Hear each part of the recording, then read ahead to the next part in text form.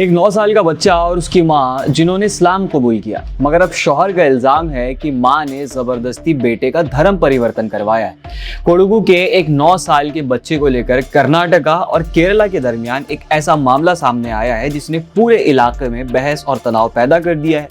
एक तरफ एक पिता का दावा है कि उसके बेटे को उसकी मर्जी के बगैर केरला ले जाकर मजहब तब्दील करवाया गया और उसकी खतना भी करवाई गई।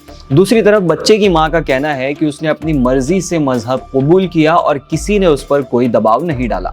अब पुलिस इस पूरे मामले की तहकीकात कर रही है और 2 लोगों को गिरफ्तार भी किया जा चुका है। आखिर पूरा वाकया क्या है, चलिए तफसील से समझने की कोशिश करते हैं। ये मामला कर्नाटका के कोडगु डिस्ट्रिक्ट के कुशल नगर इलाके से जुड़ा हुआ है। यहाँ के रहने वाले राजीव नाम के शख्स ने पुलिस में शिकायत दर्ज करवाई है। राजीव का इल्जाम है कि उनकी बीवी सचिता और उनका 9 साल का बेटा अचानक गायब हो गए थे। बाद में उन्हें पता चला कि दोनों केरला के मल्लापुरम डिस्ट्रिक्ट में मौजूद हैं। राजीव का कहना है कि उनकी बीवी एक दुकान में काम करती थी जो निसर्गा धाम टूरिस्ट सेंटर के पास है।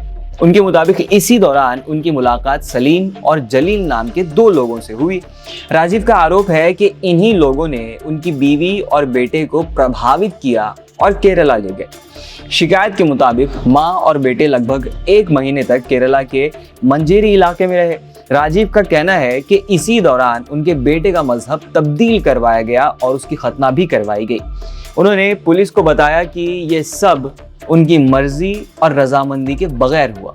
जब इस मामले की चर्चा इलाके में फैलने लगी और लोगों ने मां और बेटे के गायब होने को लेकर सवाल उठाए तो मामला पुलिस तक पहुंचा।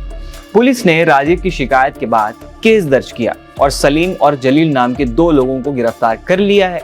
पुलिस का कहना है कि वो मामले की हर पहलू से जांच कर रही है। अथॉरिटीज से ये पता लगाने की कोशिश कर रही हैं कि मां और बेटे कर्नाटका से केरला किस सूरत में गए। क्या किसी तरह का दबाव था, कि किसी ने लालच दिया था, या फिर ये सब अपनी मर्जी से हुआ है। पुलिस का कहना है कि तमाम सबूत इकट्ठा किए जा रहे हैं और डिजिटल रिकॉर्ड्स, ट्रैवल डिटेल्स और स्टेटमेंट्स की तस्दीक की जा रही है। इसी बीच एक और अहम बात सामने आई है। अथॉरिटीज़ ने बच्चे को केरला से वापस कर्नाटका ला दिया है। पुलिस और चाइल्ड वेलफेयर ऑफिशियल्स के मुताबिक बच्चा फिलहाल प्रोटेक्टिव केयर में है और उसे काउंसलिंग सपोर्ट दी जा रही है। ऑफिशियल्स का कहना है कि बच्चा मुमकिन है इस पूरे वाक़ये के दौरान जज्बाती या नफ्सियाती दबाव से गुजरा हो, इसीलिए उसकी देखभाल और काउंसलिंग पर ख़ास तवज्जो दी जा रही है। लेकिन कहानी का दूसरा पहलू भी है। बच्चे की मां सचिता ने पुलिस को दिए गए अपने बयान में कहा है कि उन्होंने अपनी मर्जी से नया मजहब कबूल किया। उनका कहना है कि किसी ने उन पर कोई ज़बरदस्ती नहीं की।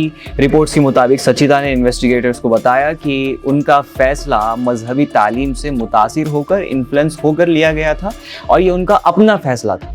उन्होंने ये भी कहा कि उन्हें किसी ने मजबूर नहीं किया है। अब पुलिस के सामने सबसे बड़ा सवाल ये है कि अगर माँ ने अपनी मर्जी से मजहब तब्दील किया था तो फिर बच्चे के साथ क्या हुआ? क्या बच्चा भी अपनी मर्जी से किसी मजहबी अमल का हिस्सा बना, या फिर पिता के इल्जामात के मुताबिक उसके साथ बिना वली की रजामंदी के कोई कदम उठाया गया है?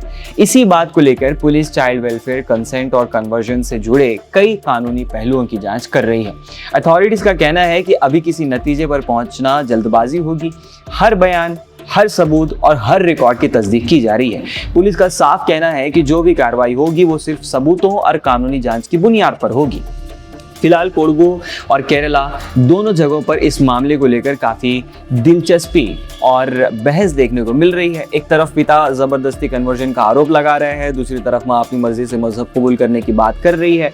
अब देखना ये होगा कि पुलिस की तहकीकात क्या नतीजा निकालती है और क्या वाकई ज़बरदस्ती कन्वर्जन के इल्ज़ामात साबित होते हैं या नहीं।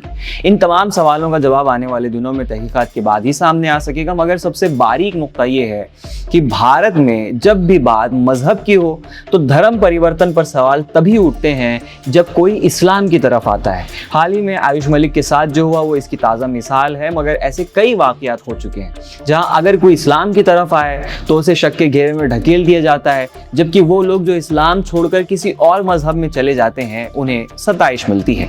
इन तमाम चीज़ों पर आपका क्या सोचना है, आपकी क्या प्रक्रिया है, नीचे कमेंट सेक्शन में कमेंट करके हमें ज़रूर बताएं। बाकी मिलते हैं अगले वीडियो में। मैं जर्नलिस्ट मजहर, आप देख रहे थे मुस्लिम सियासत।